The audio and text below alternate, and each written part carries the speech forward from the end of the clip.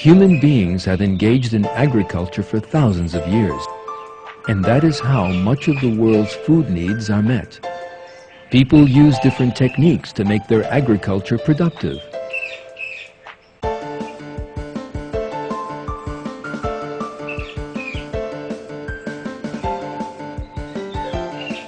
Scientists have developed techniques such as crop spraying and chemical fertilizers to increase production.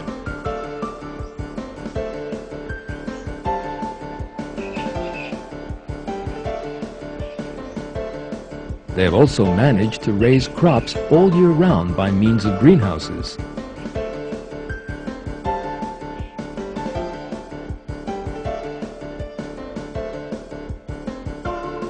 Yet, there is another creature which has been engaging in agriculture and employing these techniques for even longer. In order to get to know it close up, let us travel to the depths of the Amazonian rainforest.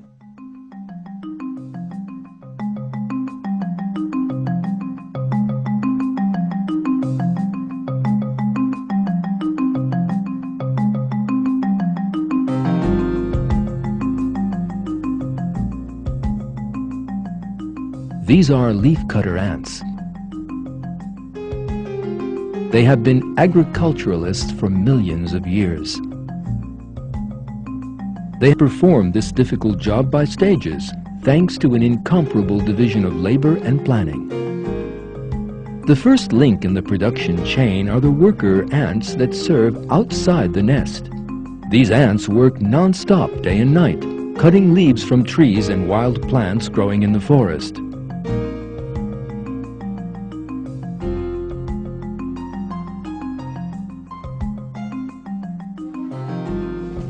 The second job is carrying the leaves they have cut back to the nest.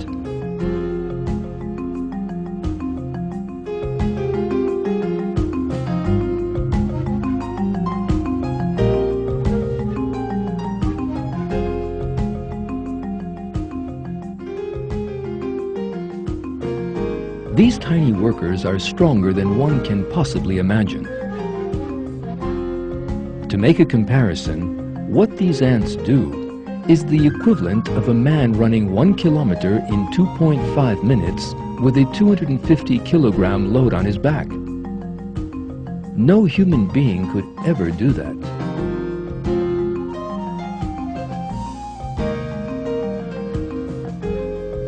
Ants work in an astoundingly planned and organized manner.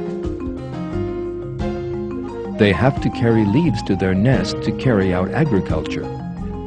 That is why that job has to be done with no interruptions. Ants build multi-track highways to make transportation easier. Even more interesting, there is an organization responsible for the maintenance and repair of that road system, just like we have.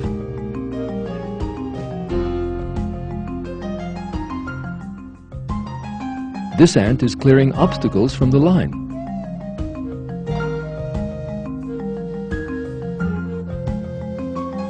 This is another road maintenance worker.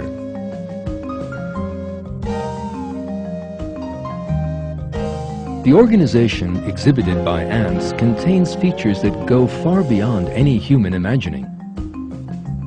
You are now watching ants which have made a bridge by holding on to one another.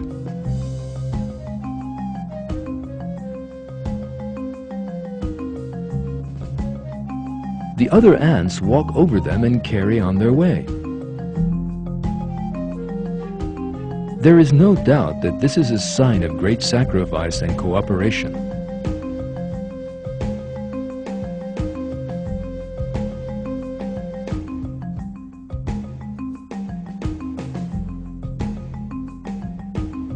Some 500,000 ants act like a single brain while all this is going on. This giant organization is capable of stripping all the leaves from a large tree in a single day.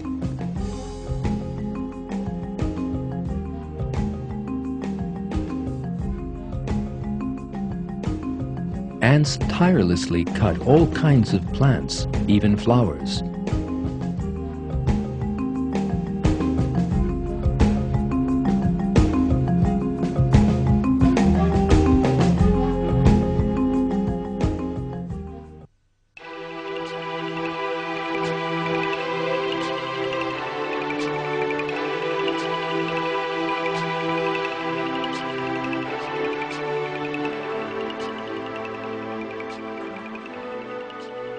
When one compares the size of ants to that of human beings, the thickness and length of the leaves they cut down are the equivalent of heavy planks or even a tree trunk.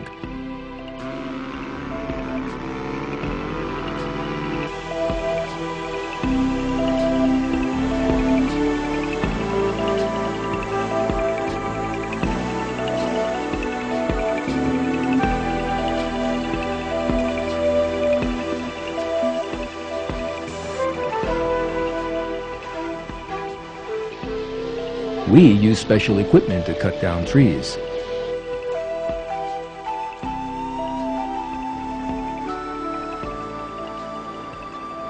So how do the ants manage this?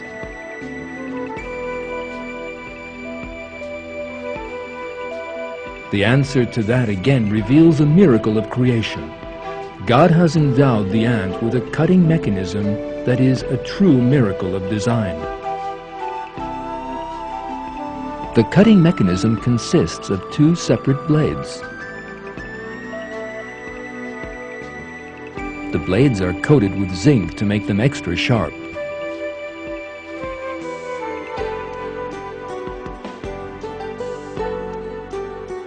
The cutting mechanism possesses an astounding system.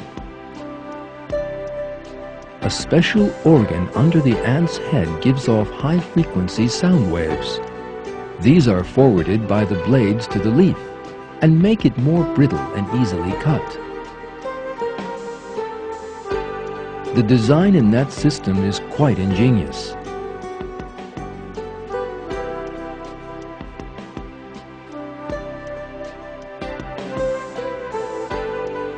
Let us now consider the structure of that system. Covering metal blades with alloys to make them sharper is a method used by human beings. But the people who do that possess intelligence and reason, and the system was developed as a result of special research in laboratories. Yet ants have no idea that a material known as zinc even exists. Neither do they know their blades are coated with it. Cells in the ant's cutting mechanism miraculously coat the blades with zinc. There is a highly intelligent design in these little creatures' bodies. The same thing applies to the system that makes the leaves easily cut by means of sound waves. The ant can have absolutely no idea that high frequencies make things more brittle. Neither is there any doubt that such a complex system cannot have come about by chance.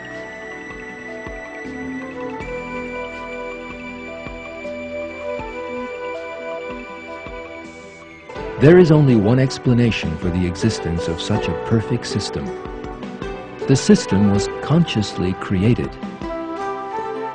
Ants were brought into being by God, and the cutting mechanism and all their other features were given them by Him.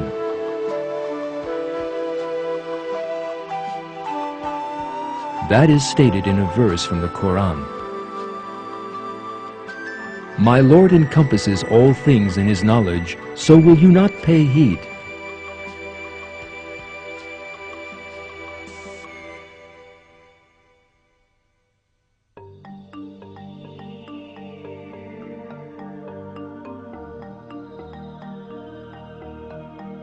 Leafcutter ants' nests can be as much as 5 meters underground and 7 meters wide. They build hundreds of tunnels and chambers within the nest and dig and carry out some 40 tons of earth. The architecture of the nest is another miracle of its own.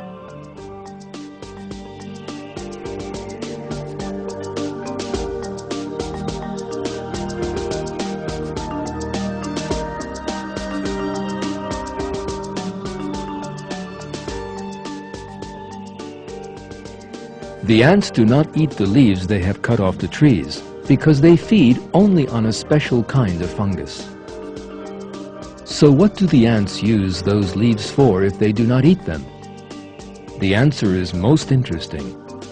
They use them as the raw material for agriculture. They grow that fungus by means of that raw material. To that end, they set up hundreds of fungus farms inside the nest. You are now looking at one of those farms. The temperature, humidity, and size of the farms are all carefully regulated by the ants in order to grow the fungus, just like the greenhouses that we use to grow plants all year round.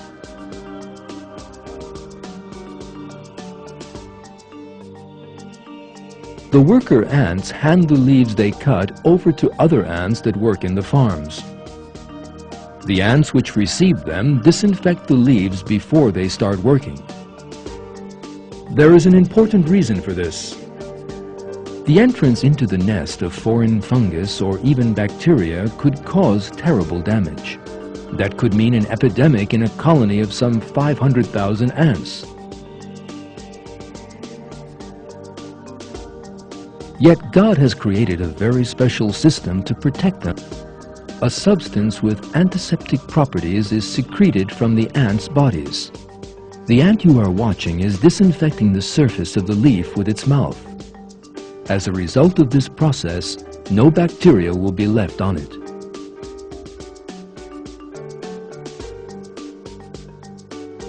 Just like us, ants also fight bacteria. Antibiotics are manufactured in laboratories for this purpose.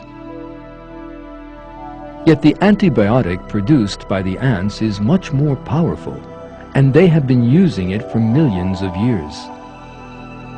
Of course, these tiny creatures are unaware of bacteria and antibiotic substances that prevent bacteria from multiplying. Yet thanks to this perfect system that God has created, not one bacterium is to be found either on the ant's body nor in the nest it lives in.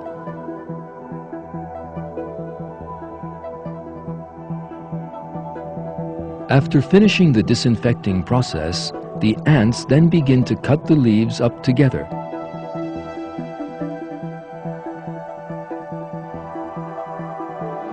After cutting the leaves up into small pieces, it is then the turn of the very smallest ants to begin work. These ants are just 2 millimeters across, the size of a grain of sand. They spend their entire lives in these small underground chambers. They chew the leaves up into a pulp and spread it on the floor of the production area, making a bed of fertilizer upon which fungus is grown. Within 24 hours, the leaves have entirely lost their green color.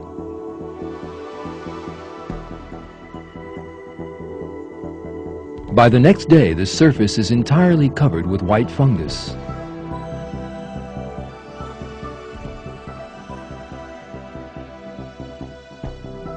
The harvesting begins at once.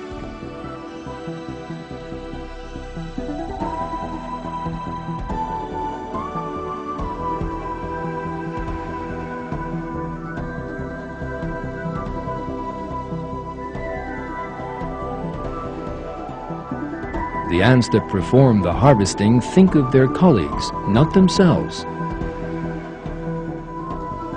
They carry the fungus they cut off the harvesting chambers to the worker ants.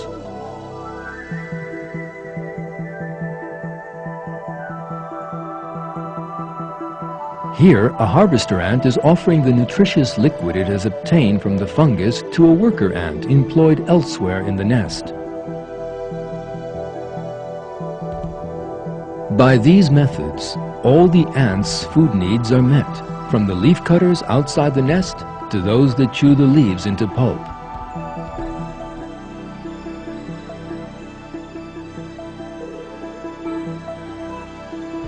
"500,000 ants work continuously in the most perfect harmony and cooperation.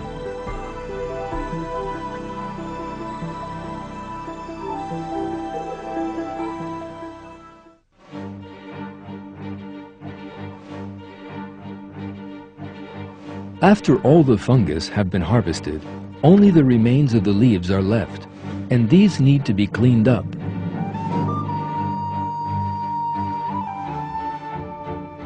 Workers carry out every little bit and leave the production chambers spotless. The leftovers are thrown away some distance from the nest.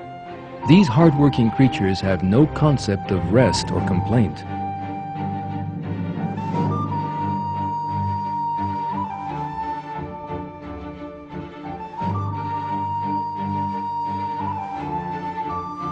The colony also contains other ants with other duties. The defense of the nest is the duty of powerful, brave, and devoted soldier ants.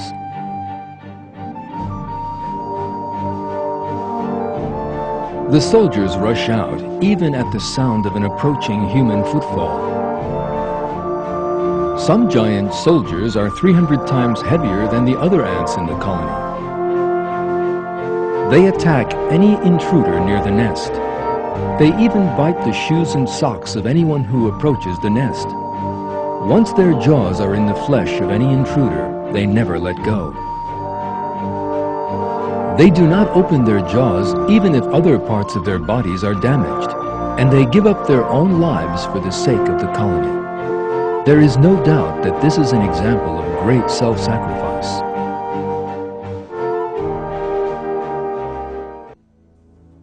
The leafcutter ant's worst enemies are wasps. Thanks to its powerful jaws, an ant can easily do battle with a wasp. Yet as their jaws are used to hold the leaf as they are carrying it, they are defenseless against a sudden attack at that moment. So how is an ant carrying a leaf protected?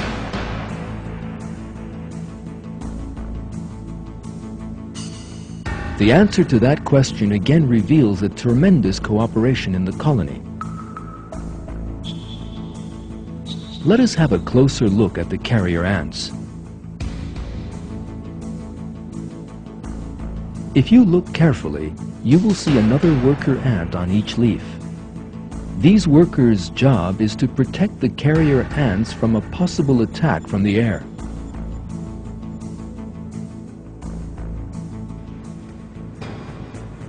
This small ant will form the first line of defense in the event of a wasp attack and stop the ant carrying it from falling prey to the bee. The small ant both uses a very clever defensive tactic and also endangers its own life for the ant carrying it. This is clearly an example of great cooperation.